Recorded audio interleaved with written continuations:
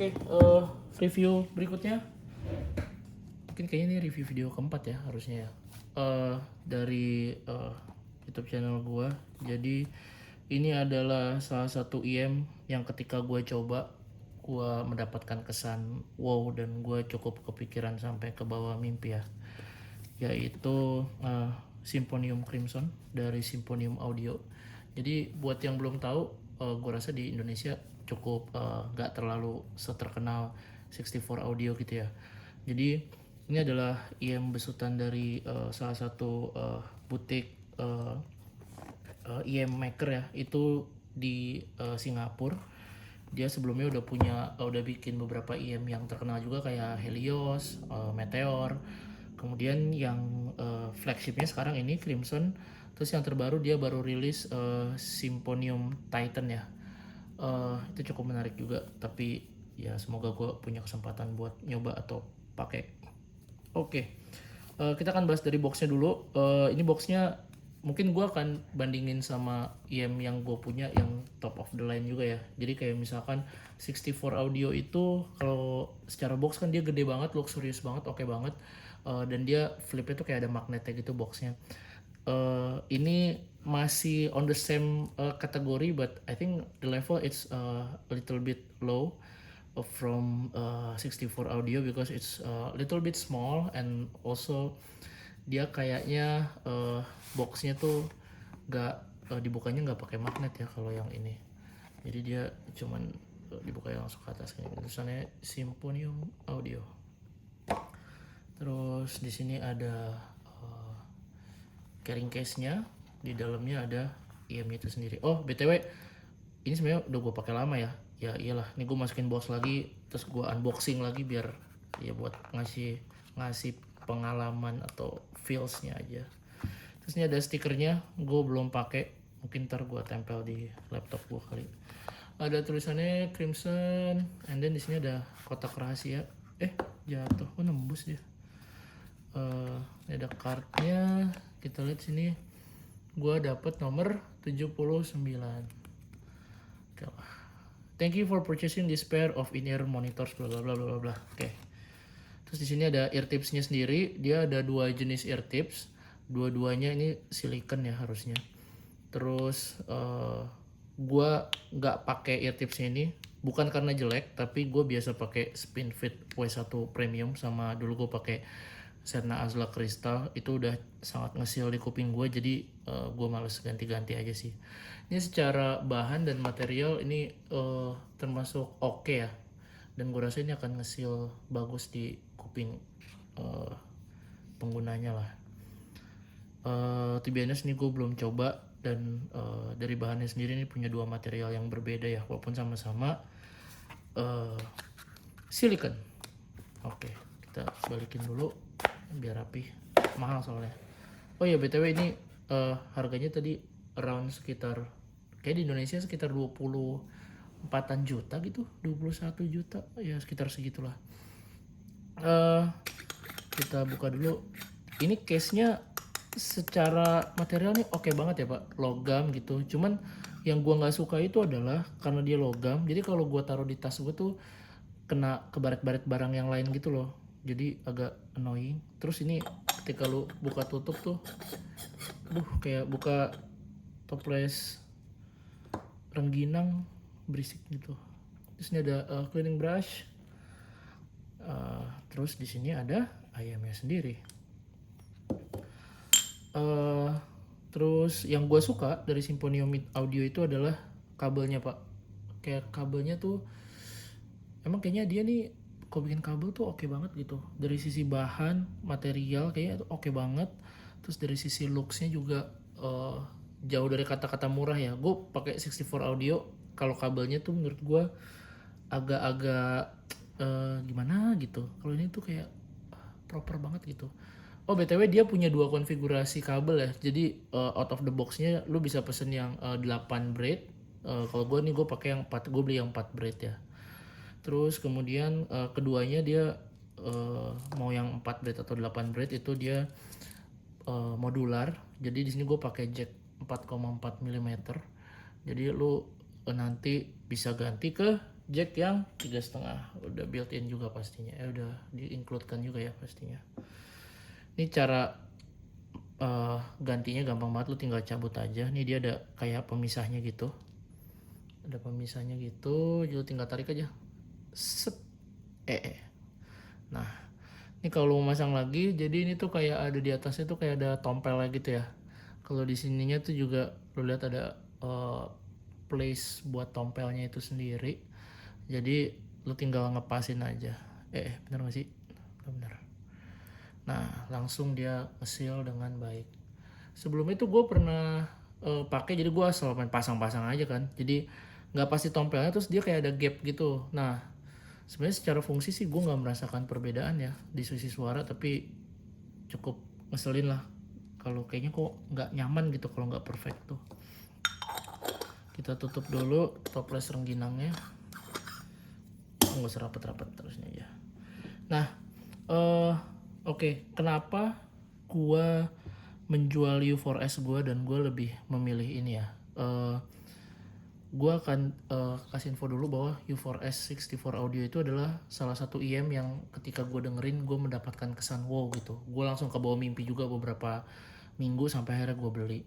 Tapi setelah gue coba beberapa lama dan gue menyadari bahwa 64 Audio itu cukup V-shape suaranya, sehingga pertama mid-nya itu sedikit lebih ketutup. Jadi bukan berarti tidak baik ya, IM harga 17 juta pak, itu nggak mungkin nggak bagus ya. Tapi tetap mid-nya tuh menurut gue masih bisa lebih engaging gitu. Kemudian dari sisi treble-nya sendiri menurut gue terlalu aman untuk V-shape, karena gue lebih suka yang lebih nusuk gitu. And then gue nyobain Crimson dan gue langsung jatuh hati banget sama IM ini gitu. Mungkin kita bisa ke sampai lupa, ini juga selain suaranya juga looksnya keren banget ya. Dia jadi kayak karbon gitu pak, bukan carbonara ya, ini karbon beneran. Terus dia warnanya merah, terus dia 2 pin, kayak oke banget lah. Terus nih nozzle-nya sendiri menurut gue ini cukup lebar tapi pendek gitu. Kalau dibandingin U4S ini akan lebih tebal sih, lebih tebal, tapi dia kurang lebih secara material dan secara bentuk sebenarnya overall mirip ya. Jadi kalau misalkan lu suka pakai U4S, udah pernah nyoba dan enak di kuping lu, gue rasa ini akan nyaman banget gitu. Cuman kekurangannya itu adalah ini nozzle-nya dia nggak ada kayak pengunci untuk ear tipsnya pak, jadi kayak dia lulus aja gitu loh, set gitu, lolos aja. Karena kalau lu lihat di beberapa IM dia tuh kayak ada bagian topinya lagi, itu buat ngunci si ear tipsnya ini gitu. Ini even karenanya dipakainya gampang banget nih, gampang banget dipasangnya. Ini gue berapa kali pakai di kuping gue, terus karena ngesilnya perfect banget ya, jadi ketika masuk ke kuping gue nih, terus kayak oke, gue mau cabut gitu. Nih, terus udah pak, nih ketinggalan nih pak di kuping saya gitu. Jadi kayak tiba-tiba kok ada ear tips ya kan, kok kuping gue beranak ear tips. Cuman itu berapa kali lah kejadian. Jadi mungkin minusnya di situ, tapi ya next time ketika lu lepas ini ya lu korek-korek kuping lagi dulu aja, kali aja nyangkut gitu. Kemudian kita langsung ke impresi suara ya. Jadi pertama dari sisi bass, IM ini tuh punya konfigurasi 4 driver armatur ya. Jadi gak ada dynamic drivernya, tapi somehow tidak hanya bassnya yang deepnya tuh bener-bener deep, rich, teksturnya oke, kualitinya luar biasa, rich banget. Tapi secara sub bass tuh ini cukup mengagetkan tuh, karena kayak lo lihat ini impresi gue pertama tuh kayak ini bener nih BE doang ini sub bassnya gitu, karena dia cukup rumble dan cukup kaya gitu, sehingga menambah kesan soundstage-nya juga oke banget, yang airy dan luas gitu. Tapi memang again kalau lu bandingin sama sub bass dari dynamic driver yang bagus ya, yang kelas top of the line, bukan yang 100-200 ribuan atau di bawah sejuta, yang murah lah, yang jelek, itu udah pasti nggak akan sekaya ini, tetap lebih kaya yang bagus gitu ya. Ini tetap sub bassnya tetap oke, rich banget, dan lo akan bisa nikmatin banget bassnya gitu. Kalau misalkan lu bandingin sama 64 Audio U4S, kelebihannya menurut gua masih menang bassnya 64 Audio ya, karena eh, dia punya Apex module yang lu bisa ganti-ganti gitu. Karena dengan lu punya Apex module itu kan lu akan merasa kayak lu punya konfigurasi IM yang berbeda-beda gitu ya, sesuai dengan Apex module yang lu pasang. Sedangkan kalau ini kan cuma satu. Tapi kalau secara tekstur dan lain-lain, gue akan tetap memilih ini. U4S itu menurut gue menang karena dari sisi option untuk merubah konfigurasi bassnya aja. eh Ya itu pandangan pribadi gue ya. Kalau nggak ada yang setuju ya, ya nggak apa-apa sih. Again, tapi U4S bagus. Kemudian dari sisi mid, nah ini yang sangat menarik nih. Kalau lu lihat dari grafiknya, dia itu kan bagian low-nya atau bass-nya tuh dia cukup tinggi gitu. Sedangkan di bagian treble-nya juga tinggi gitu untuk frekuensi graf frekuensinya ya. Tapi sisi mid-nya ini cukup naik, elevate, jadi tidak ada kesan mendem dan bukan yang V-shape ya. Jadi gue nyebutnya tuh W-shape lah. Jadi midnya itu punya power yang oke juga, sehingga dia terasa lebih airy, smooth. Ini oke banget, jauh banget dari presentasi yang dihasilkan sama 64 Audio U4S yang dulu gue punya ya. Jadi kesan midnya tuh bener-bener oke banget gitu. Memang mungkin tidak setebel Symphonium Meteor yang sebelumnya gue pakai, karena kalau Meteor tuh kayaknya lebih tebel gitu ya untuk midnya. Ini termasuk tebel juga, cuma pas gitu, nggak over thick banget gitu. Vokalnya jauh dari kata moody, jauh dari kata sibilance, meskipun dia ada kenaikan dari, kayak tadi gue bilang, ketika dari mid ke upper, dari upper mid ke treble-nya itu ada spike gitu, bukan spike, ada kenaikan elevate, tapi dia tetap di tuning dengan baik gitu. Jadi ini vokalnya so much pleasure to hear this ya. Oke banget, mau vokal pria wanita doesn't matter lah, oke semua. Kemudian dari sisi treble, nah treble ini untuk beberapa orang mungkin akan hate this treble ya, tapi buat gue ini as a treble head, ini mungkin surganya gue lah gitu. Kenapa gue bilang gitu? Treble-nya singkat aja gue bilang ya, sparkling, shimmering, splendid ya. Bener-bener spark banget, oke banget. Lu akan merasakan treble yang bener-bener ngecering tanpa nusuk ya. Again, karena gue treble head ya, tapi kalau lu bukan treble head, gue yakin sih kayak, bang ini nusuk banget bang gitu. Rich banget, extended treble-nya oke, buntutnya panjang, lu akan merasakan treble yang bener-bener oke lah gitu. Kayak lu untuk harga segini, you pay that amount of money for that kind of treble gitu. Oke banget. Kalau lu bisa bandingin sama kalau gue boleh bandingin sama 64 Audio U4S, lu akan merasa 64 Audio U4S tuh treble-nya tidak akan se-sparkling ini. Even 64 Audio udah di kelasnya sangat sparkling dan bagus, ini akan more than that gitu. Kemudian dari sisi clarity, ini oke banget, micro detailnya nice banget, keren banget, semuanya nggak ada mendem-mendemnya sama sekali, bagus banget. Cuma mungkin menurut gua karena dia hanya 4BA configuration, mungkin ini salah satu 4BA configuration yang micro detailnya one of the best lah menurut gua. Tapi kalau lu bandingin sama implementasi konfigurasi driver lain yang jumlahnya sama-sama 4 atau lebih tinggi, tetap lu ini akan ada sedikit kalah dari micro detail atau teknikalitas detailnya ya.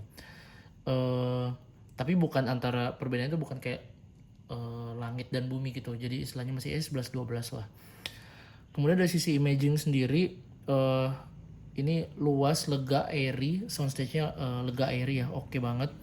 Dari imagingnya sendiri, 3D instrumennya fine, oke banget, bagus banget. Nggak ada kesan bertumpuk sama sekali. Jadi gue nggak ada protes sama sekali lah soal ini, kayak bagus banget. Dari sisi spesifikasi, dengan spesifikasi yang berapa kali yang tadi gue jelasin, IM ini termasuk kategori yang cukup berat untuk di drive. Jadi sebelumnya gue punya Meteor sama itu Meteor tuh cukup berat ya. Tapi tidak seberat ini jauh lebih berat. Jadi kalau misalkan lu punya source yang lebih baik, So far gue pakai Vio Q15. Ini more than enough to drive this IM, but if you only have like entry level dongle atau dongle-dongle yang tidak terlalu powerful, lo akan butuh DAC dongle lain yang lebih more powerful untuk nge-push potensi yang ada di IM ini gitu. Bukan berarti nggak bisa nyanyi, mungkin akan tetap enjoyable untuk beberapa orang, tapi tetap lo akan mendapatkan experience yang tidak maksimal. Kemudian dari sisi minusnya sendiri, mungkin fittingnya ya. Ini karena tebel, lu tetap harus ganti-ganti ear tips juga yang cocok, sama mungkin untuk kuping yang kecil banget gue rasa nggak akan gitu nyaman. Untuk dari sisi treble-nya juga ini jadi konsiderasi lu ya untuk beli gitu. Saran gue kalau lu mau nyari IM yang top of the line atau flagship dengan budget seharga 25 juta ke bawah, mungkin lu harus coba ini dulu sebelum lu membeli. Ketika ini treble-nya cukup nusuk di lu bisa cari IM lain yang di bawahnya, mungkin bisa 64 audio yang lebih V-shape. Itu akan lebih nyaman di lu gitu. Apakah ini layak yang dibeli? Ini adalah IM yang mungkin post game atau end game gue yang akan cukup lama ya. Mungkin gue nggak akan jual kecuali gue beli Elysian Annihilator mungkin. Nggak tahu juga, cuman kayaknya nggak, ini kayaknya bakal gue keep. Ini sangat layak banget. Kalau lu suka sama 64 audio dan mau U4S yang lu mau lebih engaging lagi, ini mungkin salah satu upgrade yang cukup baik gitu, akan menjawab semua kekurangan lu di 64 audio U4S.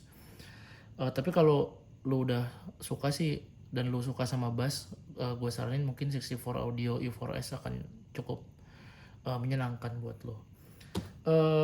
Udah segitu aja reviewnya. Kayaknya udah cukup lah gue memuji-muji IM ini ya, karena terlalu bagus. Dah, jangan lupa trust your own ears. Goodbye everyone.